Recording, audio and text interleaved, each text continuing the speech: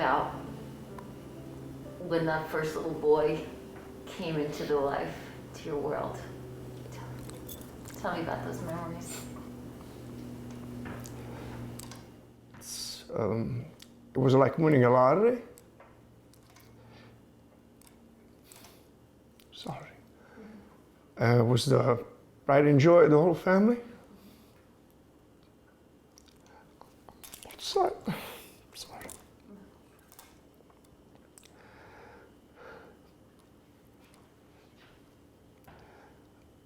With my whole family in Italy and me moving to this country, it was the pride and joy of everybody, especially in Italy.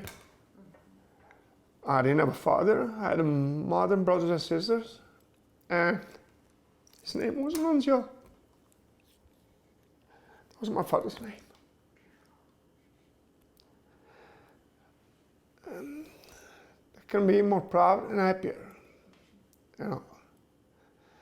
As a matter of fact, 4 months after he was born, we took him to Italy. I couldn't wait to show him off. And the rest is history. All that's all wiped away. Tell me about his personality as he grew older. What are some of the wonderful traits that he had? He was full of personality. He was a happy kid. No matter where he went, he was a center of attention. He would make people happy by just being in the room. His grandfather Joe was so happy. He would take the kid every place, you know, and he was the first kid in the family, the first grandson. And he was like a little man growing up, you know. You come home from work and there he is, he make your day, no matter how bad of a day you had. But of course, work took a toll on me. The beginning of my life here, no life, did not pay that much attention to him. Was too busy worrying about my career and making a new path for myself, no life. And thank God for Melinda, she guided this family through all of this. I was sidetracked. All I worried about was work. The little time that I had with my kids, I tried to make the best of it. Yeah, this was a new world to me. I had to learn the language, I had to learn the job, and that was the only way for me to give my family what they deserve. But I overlooked a lot of things. Do you carry that with you, that somehow, I mean, that was a lot on your plate, to make a new life, with your wife, in a new country, in a new land?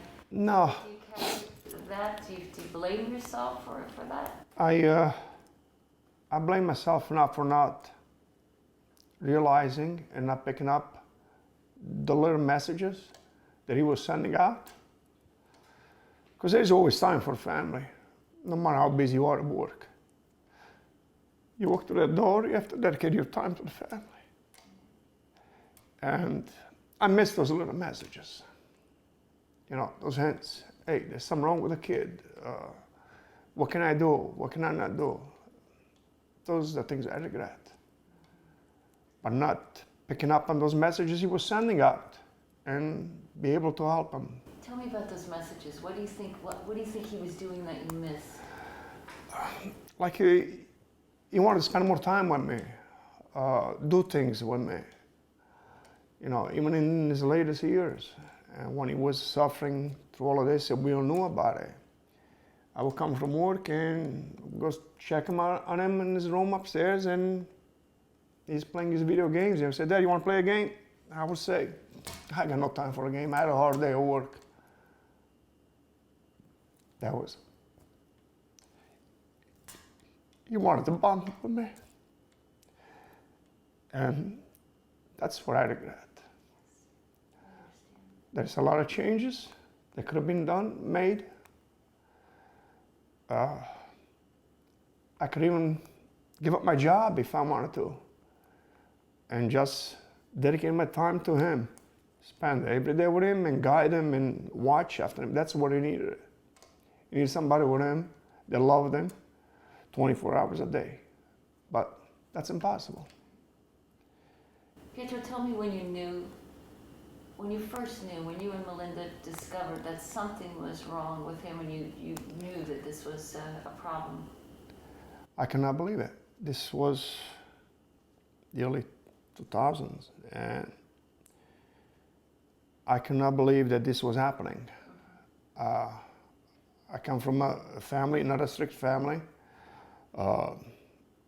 We had those values. You work hard, and you get what you work for.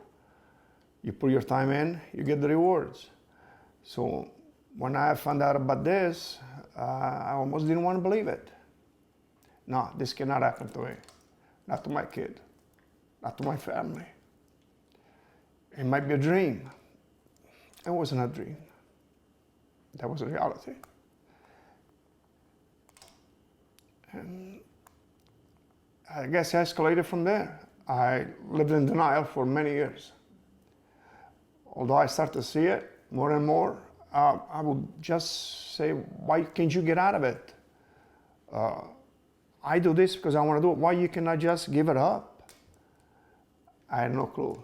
That's a beast living in you. You cannot get rid of it. Do you think that your understanding of why he couldn't just get out of it has changed? Have you come to understand that? Yes. More? Yes. It needs not only the love from your family, from people around you, but also the society. People look at you like you have a disease, you know, and you got to be in it to see it, to believe it. We had to have the misfortune to see it, and when it really hit me was the first time you did in the garage, and that's when the world came down, crashing on my back. I couldn't believe it. 5 minutes later, he would have been dead. And still, at that time, say, how can this happen to us? Where did we go wrong? What did we do wrong? You know, you try to kill the kids what you didn't have. Try to do the best you can for them. Sometimes it might create problems. You know, I had nothing growing up. All my parents gave me was food on the table and clothes on my back. That's it. My mother didn't eat. If there was some in the house to eat, she would give it to us. You know, she would not spend in my, because I lost my father when I was young. I was 14 years old. So the sacrifice she made, I saw what she did, and I don't want my kids to be in the same shoes I've been through, the suffering and everything else. So you try to give them everything. And the only way for me to do it in a different country was just work. Go to work, go to work. Try to make a better life for yourself and for your kids. Well, I will give it everything up. Just so you can be. So. Pietro, if you were speaking to another father whose son was experiencing the same thing as Nunzio and maybe didn't have the understanding that you have now, what could you share with that father? Your words are so important. Well, when you walk through the door, give him a hug, sit him down, say, let's do something together. Let's talk, let's watch TV, let's play a game. How was your day? Give me your feelings. What can I do to help you out today, kid? I didn't do all of that.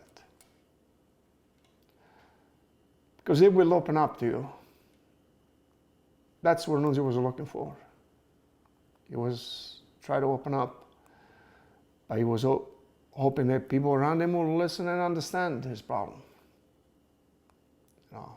You look at kids, they are in the same position as he was, you think they're bad kids. But they're not. They're just human beings like all of us, and they fall into that trap, and it's not easy to get out of it until it takes your life. Then it's too late.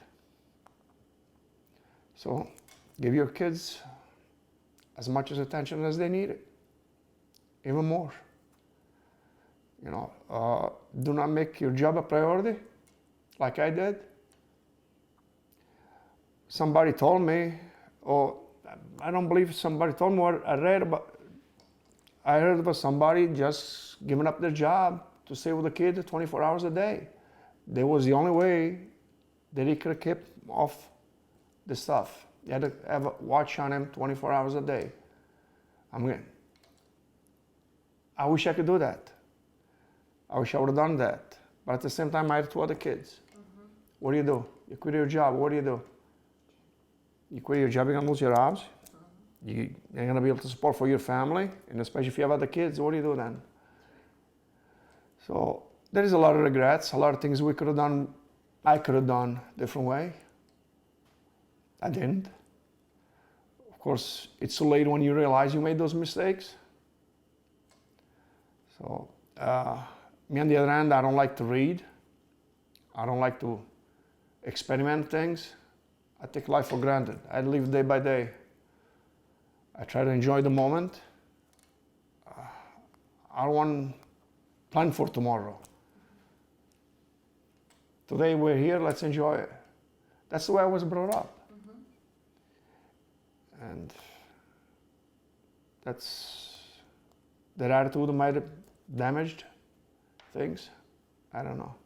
Pietro, tell me, how has life changed since he's been gone? Oh. His room is still intact, like he still lives there. The garage is still intact. He lived in the garage. I look out his windows. He used to sit out there at night, smoke his cigarettes, on the phone, probably try to get things off his mind. So I still go to his room every day. I look outside, thinking that I'm going to see it. It's tough. But on the other hand, you cannot show that to your other kids. What do you do? So a lot of times you suffer on the inside. Your true feelings cannot come out because you don't want to show them. You don't want to make them sad. You don't, you know. So, and my mother was the same way. That's the way I was brought up. You know, I lost my father as I was 14, and that was one of the reasons. If I made it through that, why can't you give up this stuff? I changed. I came to this. That was my thick head. Not trying to understand his problem. Just trying to tell him, if I did this, why can't you do it? You know. You know, as a person of faith, and I know you are as well, I know that Nunzio is with us. I know he's with his mother every minute of the day. I know in her, God has raised a warrior in this fight. She is a warrior. She definitely is. And God has graced us and our program and iTHIRST because she's touching so many lives, and the way she's brought things. You know, Nunzio's legacy is enormous, largely because of the work that she's been doing, and I know that he's with us now. So knowing that Nunzio is right here in this room, in the communion of saints, what do you say to him? I'm sorry, Nunzio, for not taking care of you. As I said, I see Nunzio every day. He knows that I messed up. I can take care of him. My priority at the end of the day is not coming home first, stopping at the cemetery, talk to him. Unless my plans take me other ways, if I'm coming home, the cemetery is my first stop before my house. I don't ask for forgiveness from him because I don't know if I deserve it. I just apologize for not taking care of him. And I ask for him to forgive his brother and sister because they were young. When you have somebody with the problem like that in the house, some people take it as an embarrassment. You know, you don't want to bring your friends in the house. You're embarrassed. You're ashamed.